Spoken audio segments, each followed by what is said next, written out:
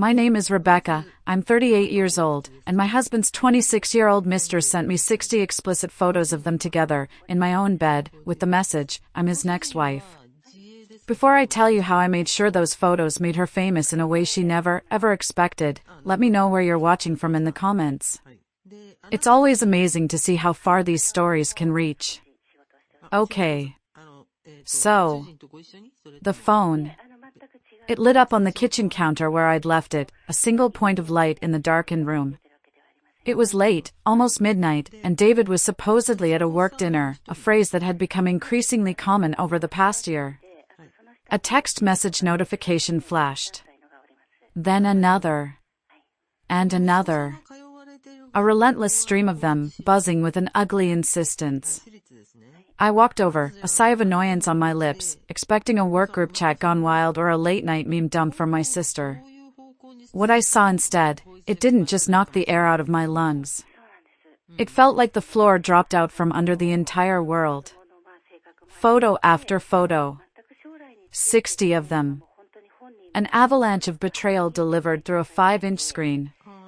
Sophia, his personal trainer from the gym, a girl with bright, empty eyes, barely older than my niece. And David, my husband of 15 years. My David. They were in our bedroom. On the new, 800 thread count Egyptian cotton sheets I'd splurged on last month because I wanted us to feel a little bit of luxury. Some photos were selfies, Sophia smiling triumphantly into the camera, a smug, victorious curl to her lip, with David asleep or passed out behind her. Others were more explicit. Posed. Deliberate. Each one was a separate, meticulously crafted stab to the heart. And they were all time-stamped.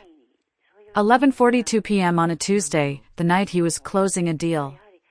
1:17 a.m. on a Friday, the night of his company retreat.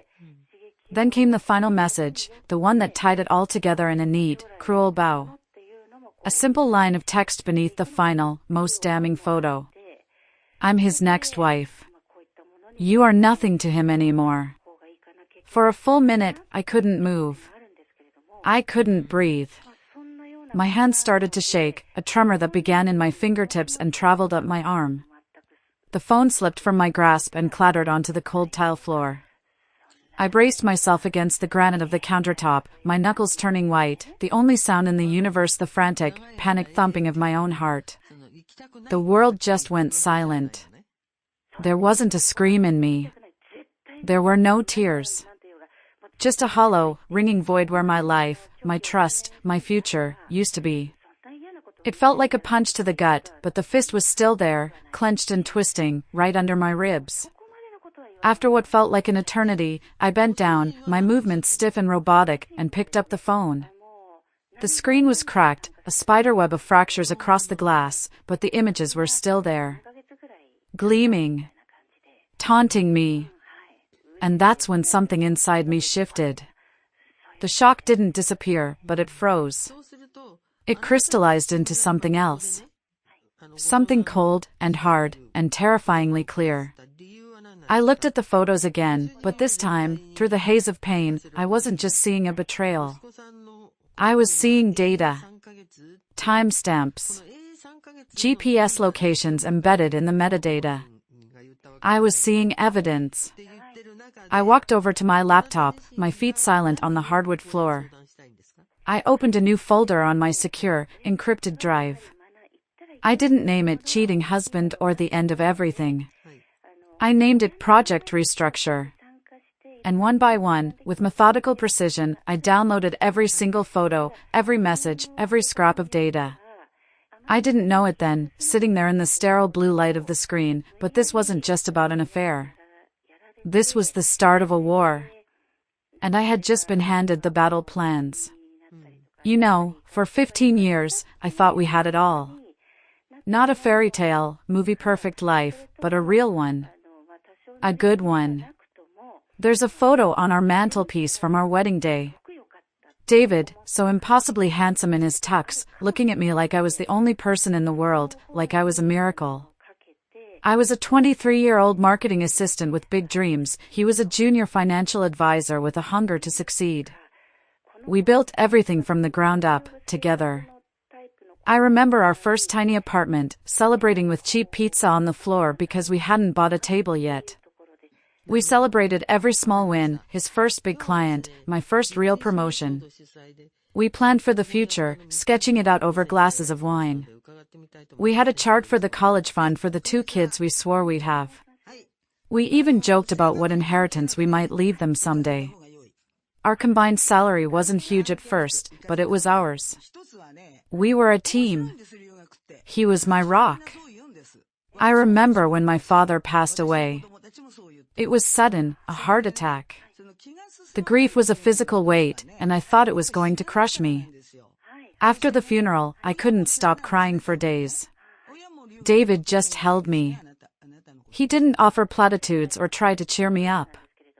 He just sat with me in the dark, held my hand, and absorbed my pain. He was my partner, the other half of my soul. But the man who had been coming home for the past 6 months, he was a stranger wearing my husband's face.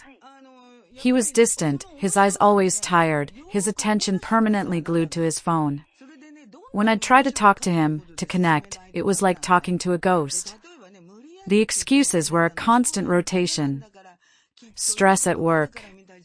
Big project. Gotta close this deal. A few months ago, at a dinner party with friends, I made a joke about his obsession with the gym, and he shot me a look so cold, so full of contempt, that it silenced the whole table. Later, he accused me of trying to embarrass him. The signs were there, like little red flags planted along the road to disaster. The faint, sweet smell of a perfume that wasn't mine clinging to his shirts. The credit card statements with charges from restaurants I'd never been to. When I'd ask, he'd become a master of deflection.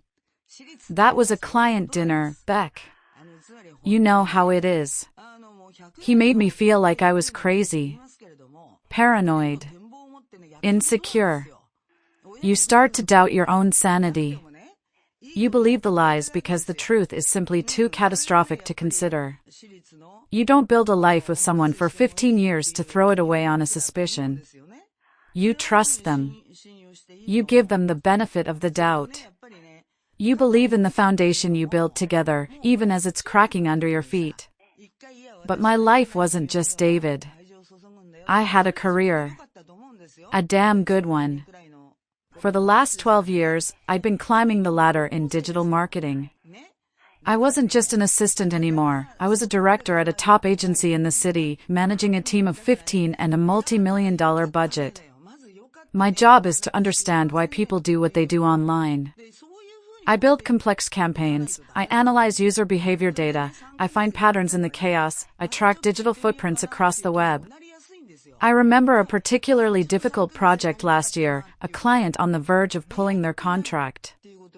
I spent a week buried in data, and found a tiny, overlooked user segment they had been ignoring.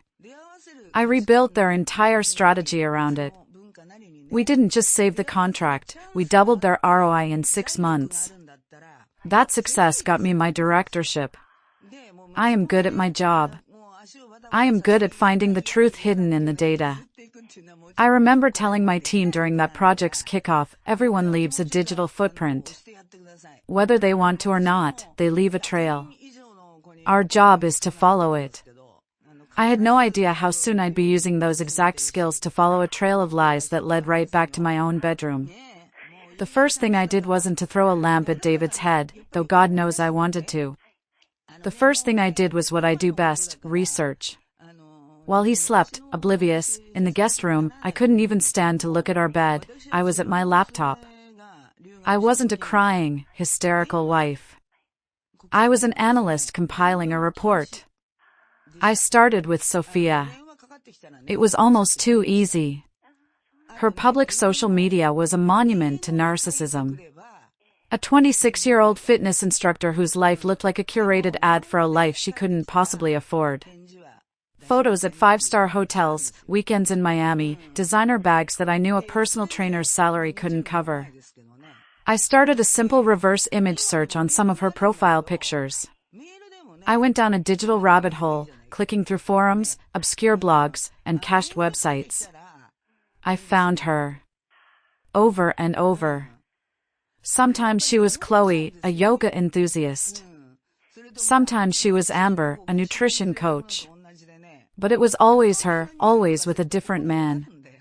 They were always older, always well-dressed, always had the glazed look of men who couldn't believe their luck. I started to see the pattern. This wasn't a girl who fell in love with my husband.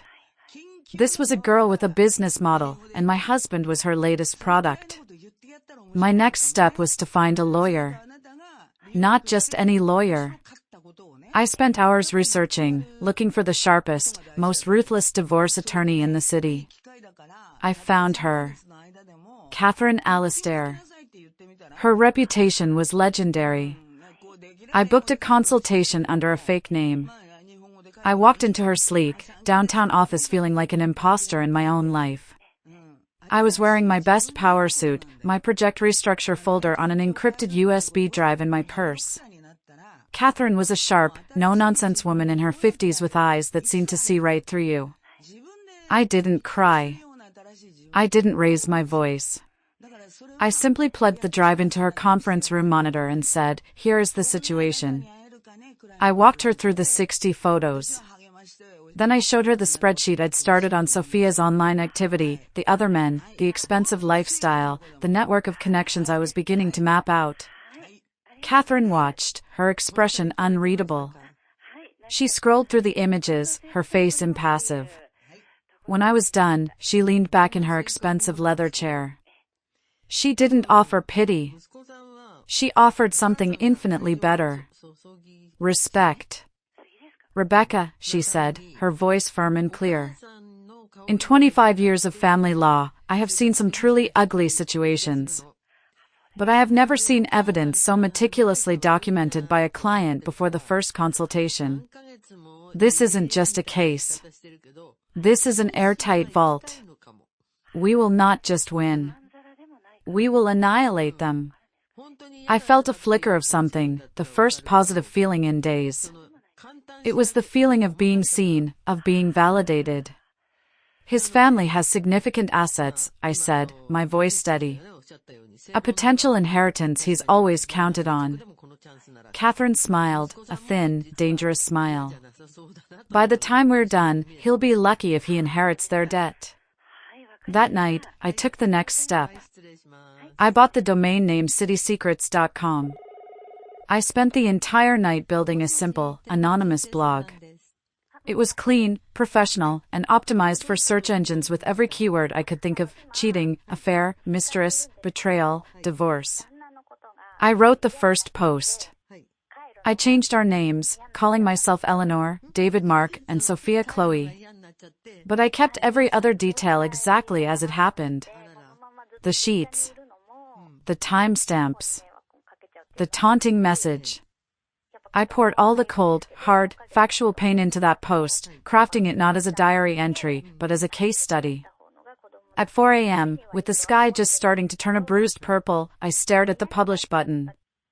This was the point of no return. My finger trembled as it hovered over the mouse. Then I took a deep breath, and I clicked. I watched the little confirmation message pop up: "Your post is now live." A wave of pure terror and adrenaline washed over me. I got up and walked to the window, watching the city wake up, my own little digital bomb now floating out there in the ether. I went back to the computer and saw the first view. Then 10. Then 100. It was a digital heartbeat, and it was getting faster. The blog exploded. I had expected a few hundred views, maybe a handful of sympathetic comments from strangers. What I got was a tidal wave. Within 48 hours, it had 50,000 views. By the end of the week, it was over 200,000. But it wasn't the numbers that shocked me. It was the comments. Hundreds and hundreds of them. Women from all over the country, from all walks of life, sharing their own stories. This happened to my sister. They drained her husband's accounts. My ex-husband did the same thing, met her at the same gym. The girl even used the same lines on me, word for word. It was a chorus of shared pain, of shared betrayal, and my little blog had become its sanctuary. But the marketing analyst in me couldn't just sit back and watch. This was a focus group, and I was going to analyze the data. I started to categorize the comments in a spreadsheet, just like I would for a campaign analysis. I wasn't just looking for sympathy, I was looking for patterns. I tagged them by location, by the details they shared, the name of the gym, the brand of champagne they were always drinking in their pictures, the pet names they used. And I started seeing connections. The same gym chain, Ascend Fitness, was mentioned 5 times in 3 different states. A specific high-end restaurant in another city was mentioned twice. Certain phrases, certain manipulative tactics, kept repeating like a script. This wasn't just a collection of sad stories. This was a franchise. I decided to be proactive. I created a secure, anonymous email address and replied to 3 women whose stories were the most detailed and credible. I wrote, "I'm the author of City Secrets. I believe our stories are connected. I am building a case. Would you be willing to speak anonymously?" 2 of them never replied. I understood. They were scared. But the 3rd one did. Her name was Emily. Her email simply said, "I know who you're talking about. I used to work at Ascend Fitness. It's worse than you think. I have proof." My blood ran cold.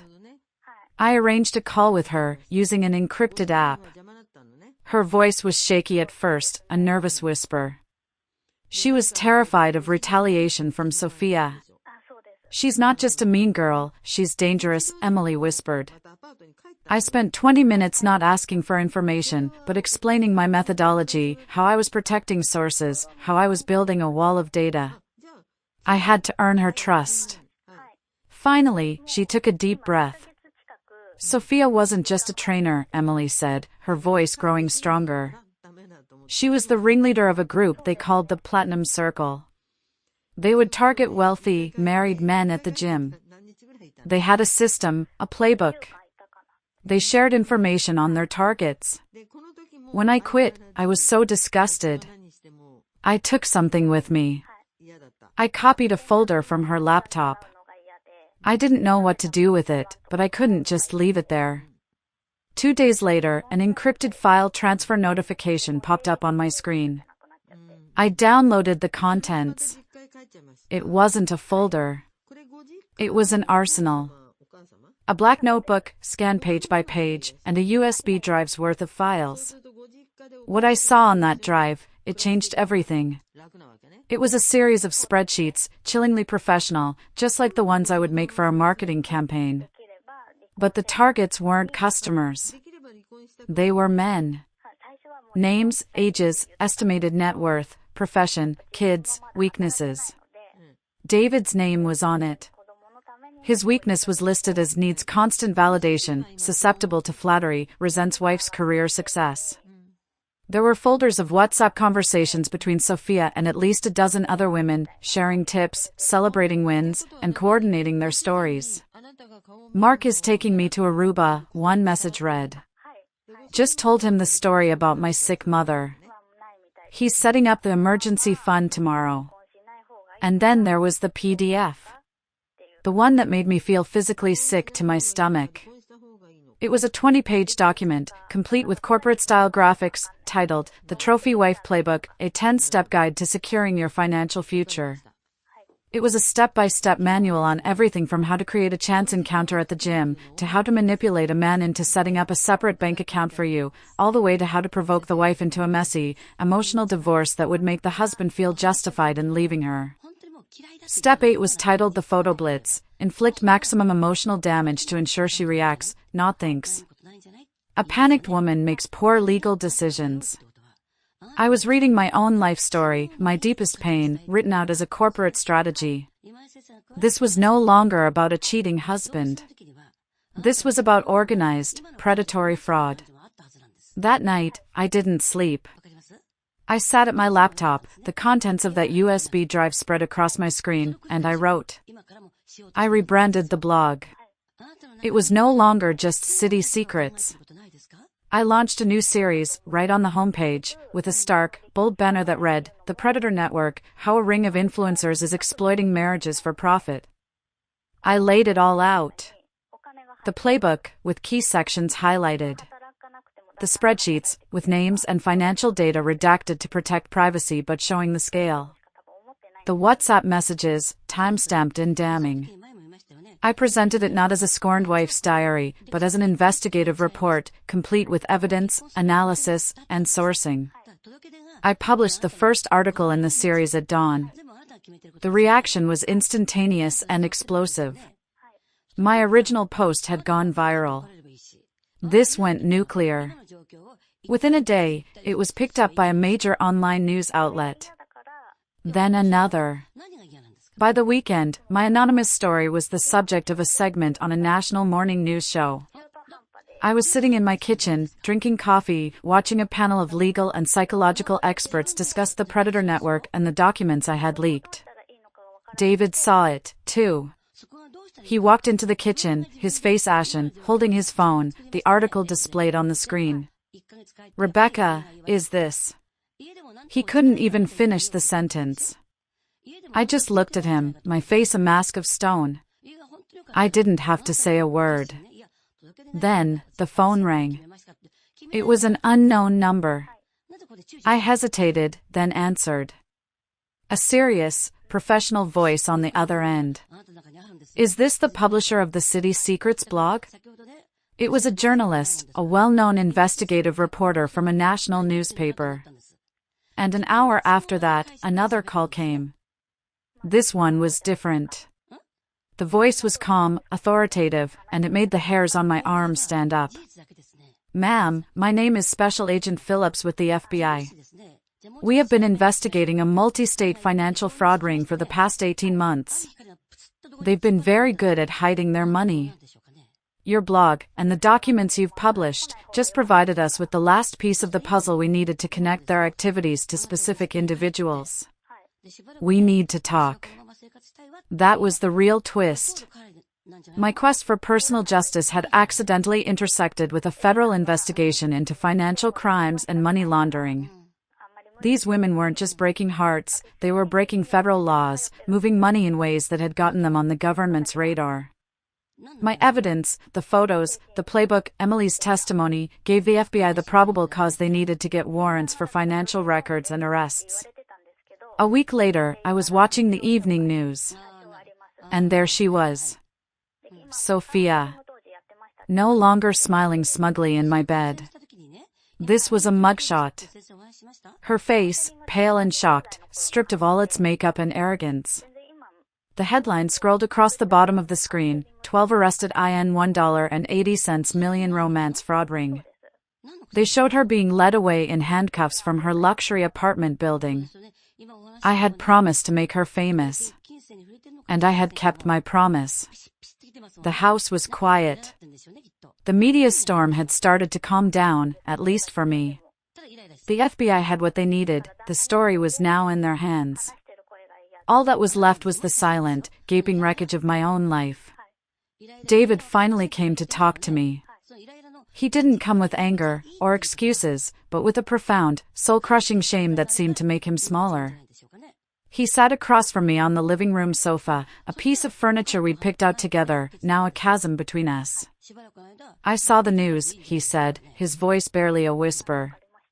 "They said I was a mark. They had a file on me. On my finances, my parents' inheritance, everything." He looked up, his eyes, once so full of life, were now hollow and pleading. "Beck, I was a victim too. Don't you see? She played me, all of it was a lie.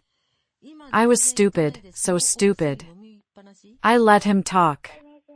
I let him pour out all the justifications, all the self-pity, the whole narrative where he was the real victim. The old me, the wife of 15 years, would have argued, or cried, or maybe even felt a sliver of pity for this broken man. But I wasn't that person anymore. That person had died on the kitchen floor a few weeks ago. When he was finished, his voice trailing off into a pathetic silence, I didn't say anything. I just stood up, walked over to my briefcase, and pulled out 2 sets of documents. I laid them on the coffee table between us. On the left was a copy of the divorce papers my lawyer had drawn up, signed and dated by me. On the right was a stack of our financial statements from the last year, with every suspicious withdrawal, every lavish gift to Sophia, every transfer to accounts I didn't recognize, highlighted in bright, unforgiving yellow. This, I said, pointing to the financial statements, is your weakness, David. Your need for an ego boost, your carelessness with our money, our future, the college fund we planned. That's the door you opened. They didn't have to kick it down, you held it wide open for them and offered them a drink. I pushed the divorce papers towards him. I don't hate you, David. To hate you, I'd have to feel something. And I don't. I feel nothing but the need to move on. He stared at the papers, then back at me, his last bit of hope crumbling. What do you want me to do? My signature is already on them, I said, my voice as calm and steady as a frozen lake. This is my way out. As for your path to redemption, you'll have to find that on your own. It was the last real conversation we ever had. There was no screaming match, no final, dramatic fight. Just the quiet, clean amputation of a life that was no longer mine. A year can change everything. The woman who sat in her kitchen, shattered by 60 photographs, doesn't exist anymore. The divorce was finalized quickly and quietly. David agreed to everything without a fight. He even cooperated fully with the FBI investigation as a witness. I sold the house. I couldn't stand the ghosts. I used the money to start over, in a bright, sunny apartment downtown that was all mine, filled with my books, my music, and my peace. My blog, City Secrets, became something more. After the story broke, I was flooded with offers. Book deals, interviews, movie rights. I took one. I wrote a book called From Victim to Victor. It became an unexpected bestseller. But the most important thing I did was use the platform I'd accidentally built. I founded the Victor Network, a non-profit organization dedicated to helping women who have been betrayed and defrauded. We provide legal aid, psychological support, and career reintegration programs. We have over 20,000 members nationwide. Sometimes, I work late, on a call with a woman on the other side of the country, her voice choked with tears, telling me her husband just left, that she found things on his phone. I listen, and I tell her, I know. I know it hurts. Now let's talk about a plan. I get to be the person I needed when my own world fell apart. I still have my analytics dashboard on my laptop. It's not so different from the ones I used in my old marketing job. But the metrics aren't clicks or conversion rates or ROI. There are a number of women who found new jobs, successful legal cases, members who report feeling hopeful about their future. I took the tools of my old life, the skills that I had honed for years, and used them to build a new one. I used my experience, my pain, and I weaponized it for good. So I want to leave you with this. To any woman out there who has been made to feel small, or old, or invisible. To anyone who has been told they are nothing. Our age is not our weakness, it's our strength. Our experience is not a burden, it's our secret weapon. And the moment we refuse to accept the shame that others try to place on us, the moment we decide to write our own story, that is the moment our real revolution begins. Thank you all so much for listening to my story. It means the world to share it with you. I have a question for you all. What's one piece of advice you would give to someone facing a deep betrayal? Let me know in the comments below. Your wisdom could help someone else watching this right now. And if this story resonated with you, please hit that like button and subscribe for more. It really helps the channel. I'll see you in the next one.